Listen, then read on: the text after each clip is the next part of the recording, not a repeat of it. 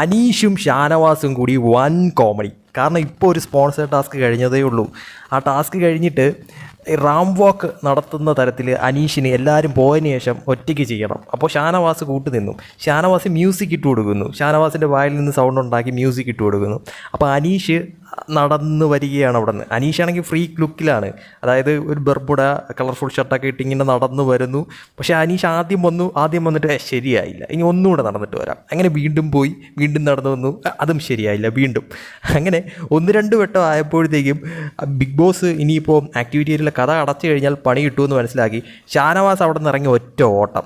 തൊട്ടു പിറകേന്ന് അനീഷിൻ്റെയും ഒറ്റ ഓട്ടം കാണാമായിരുന്നു. അത് വൻ കോമഡി സീനായിരുന്നു കേട്ടോ. കാരണം എല്ലാവരും പോയതിന് ശേഷം ഇവർ രണ്ടുപേരും അതിൻ്റെ അകത്ത് നിന്ന് ഒപ്പിച്ച പണിയാണിതെന്ന് പറയുന്നത്. കാരണം അനീഷിന് എന്താണെന്ന് അറിയത്തില്ല, അതിനുള്ളിൽ നിന്ന് റാം വാക്ക് നടത്തിയേ പറ്റത്തുള്ളൂ എല്ലാവരും പോയതിന് ശേഷം. അത് കിടിലമായിരുന്നു സംഭവം. എന്തായാലും ഒരു കോമഡി സംഭവം എന്ന് തന്നെ എടുത്തു പറയേണ്ടി വരും. അത് ലൈവ് ടെലികാസ്റ്റ് ചെയ്തിട്ടുണ്ട്, ഇനി എപ്പിസോഡിൽ വരുമോ എന്നുള്ളത് അറിയത്തില്ല.